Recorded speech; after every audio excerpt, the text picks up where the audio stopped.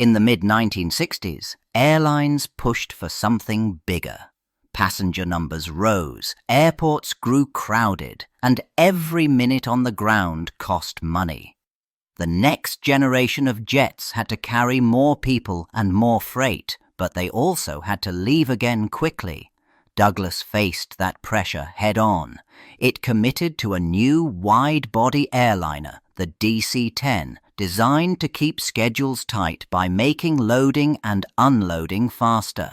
A wide-body meant space, and space brought a new challenge: cargo. Airlines wanted containers moved in and out like rolling boxes, not manhandled piece by piece. That made the cargo door a frontline piece of the turnaround clock. Engineers looked for a door design that gave the largest opening without stealing room from the hold. The solution sounded simple. The cargo door opened outward, so it did not swing into the cargo bay and reduce usable volume. On paper, that outward opening door offered clear advantages. It maximized the opening, made loading equipment easier to position, and promised quicker ground handling. It matched what airlines demanded: speed, capacity, efficiency. But it also changed the basic relationship between the airplane and its door. An inward opening door naturally pressed tighter under pressure. This one did not.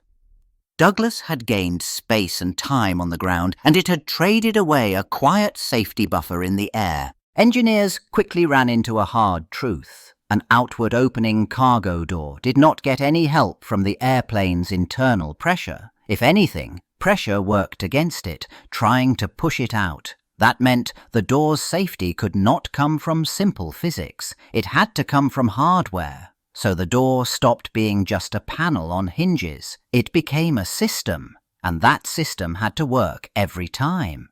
The solution relied on latches and locks that pulled the door tight and then held it there. Several latching points had to line up, engage, and stay engaged under load. A locking mechanism then backed that up so the latches could not drift or shake loose. It sounded straightforward, but it created a new reality. The airplane's safety depended on a chain of small mechanical steps, completed in the right order. To make that chain manageable, engineers added an external handle to drive the sequence, and an indicator meant to confirm what happened inside the door. The handle did not just close the door. It signaled that the latching and locking process had been run to completion. The indicator did not just show closed, it promised secured. From that point on, this mechanism stood as the last barrier between routine loading and a door that could blow open in flight.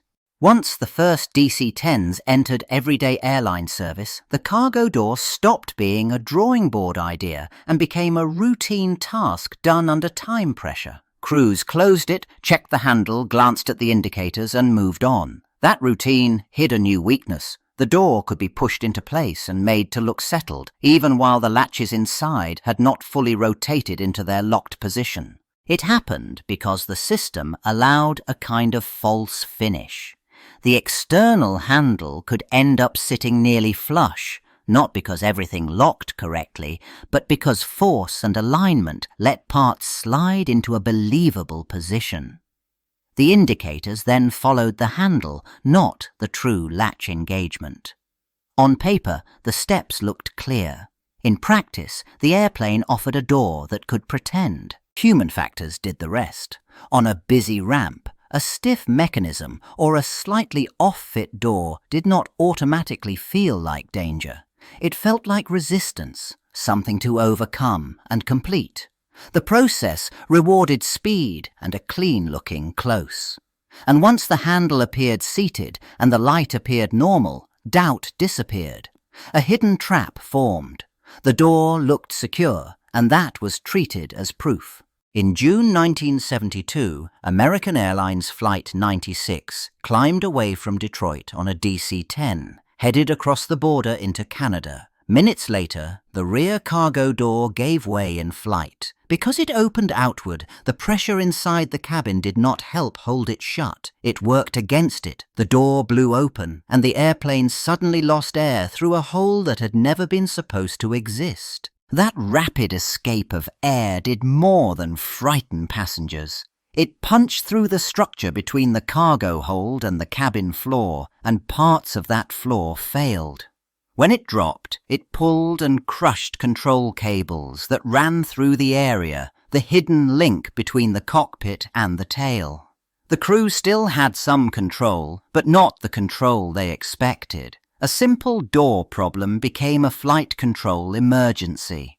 The pilots fought the airplane and aimed back toward Detroit, flying with damaged systems and limited authority.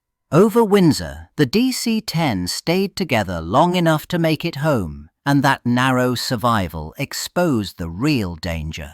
The risk was not only that a door could open, it was that the decompression could attack the airplane's ability to fly. One failure had reached straight into the controls.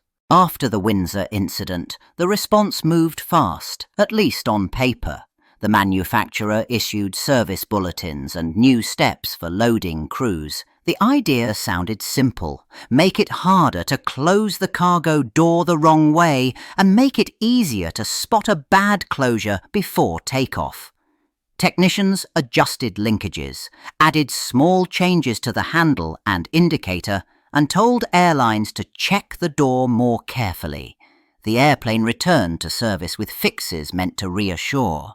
But those fixes worked around the problem more than they removed it. The core mechanism still allowed a dangerous possibility. A door that looked shut could still be mislatched. The changes depended on perfect rigging, careful maintenance, and people following the procedure every single time. That was a thin safety margin for a part that got handled on every flight. Regulators expected the system to prevent an unsafe closure. What the airplane actually provided was a stronger warning, not a hard stop. That gap mattered because it changed where safety lived. Instead of being built into the door so failure became physically difficult, safety shifted into paperwork, training, and inspections. If a cable stretched, if an adjustment drifted, if a handler rushed, the old trap could return. The aircraft could still give a false sense of security, and that meant the risk never truly went away. The near disaster produced action, but it left behind an unanswered question. Was it fixed or merely managed? In March 1974, Turkish Airlines Flight 981 left Paris carrying hundreds of people, climbing out as routine as any other departure. Minutes later, the cargo door became the weak point again. It failed soon after takeoff, and the moment it opened, the pressure inside the aircraft blew out violently. The airplane did not just lose comfort, it lost structure in a place that mattered.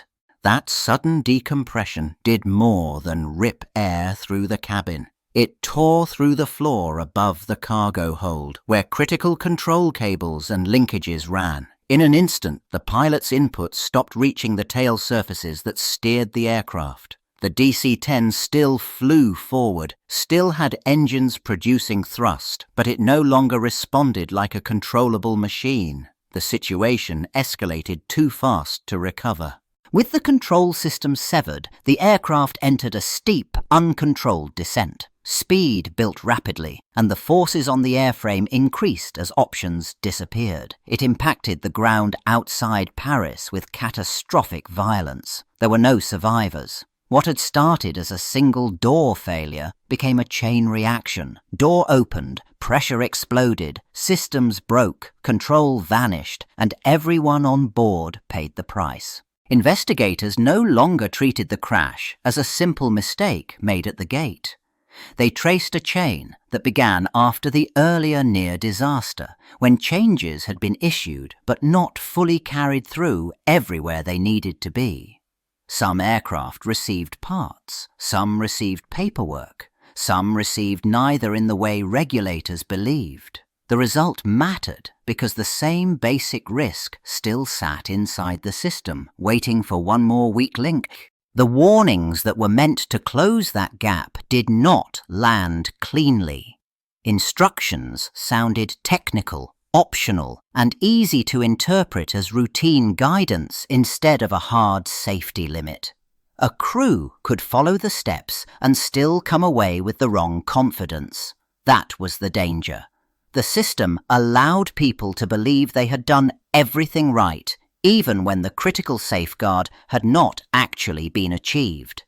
At the center of it all, the cargo door still allowed a mislatched condition that looked normal from the outside. The handle could end up stowed, the indicators could suggest closure, and yet the latches could remain short of full engagement. That was not a rare, unpredictable failure.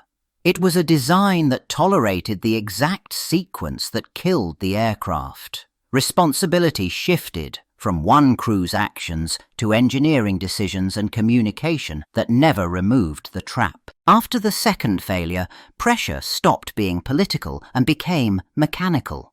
The cargo door system had to change in a way that could not be argued with. The redesigned latches had to bite deeper and hold stronger, so a partial engagement no longer behaved like a real lock. The handle and linkage no longer got to bully the mechanism into looking finished. If the latches were not fully home, the door stayed obviously unfinished.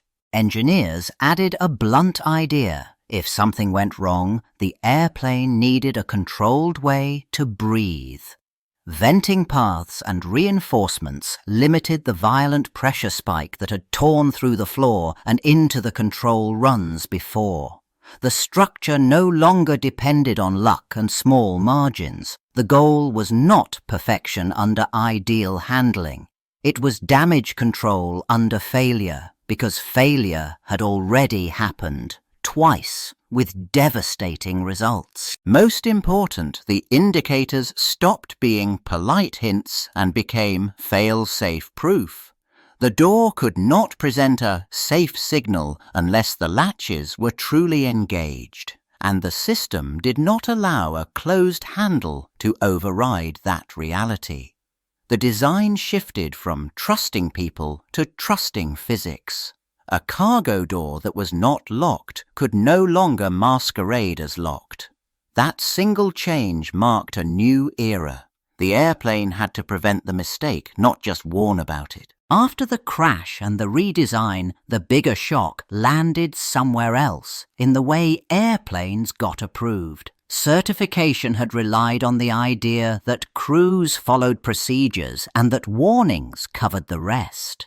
That confidence cracked. Regulators pushed for a different standard. A design did not just need to work in normal use, it had to stay safe when people made predictable mistakes. That shift tightened the meaning of fail-safe. A single missed latch, a bent linkage, or a misread indicator no longer counted as acceptable risk. Systems had to default towards safety, not toward ambiguity. Manufacturers added redundant signaling so one sensor or one light could not carry the whole truth. And inspectors looked harder for hidden looks closed but is not situations, because that trap had already proved fatal. Accountability changed too. It was not enough to issue bulletins and assume every operator complied. Companies faced stronger pressure to prove that fixes reached the fleet, that manuals matched reality, and that warnings sounded like emergencies, not suggestions. The case turned into a reference point in aerospace training. Engineers studied it as a warning about weak assumptions. Small gaps, left unclosed, had already ended hundreds of lives. In the end, the cargo door problem stopped being remembered as a strange bit of hardware that went wrong. It became a warning label for an entire way of working.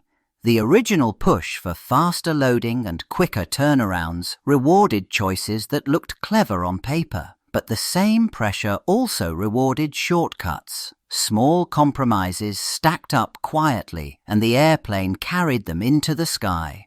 What made the saga so enduring was how normal the decisions seemed at the time. A fix that reduced disruption sounded responsible. A procedure that depended on perfect execution sounded acceptable. But those were not safety barriers. They were expectations. And when a system relied on everyone doing everything right every single time, it did not fail loudly at the hangar. It failed violently in flight. That was the lasting lesson. Risk did not always come from dramatic mistakes, but from rushed schedules that narrowed what counted as good enough. A door that could be mislatched, a signal that could mislead, and modifications that stopped short of the root problem created a hidden threat. The promise of speed and efficiency still stood, but it carried a price that no one could ignore.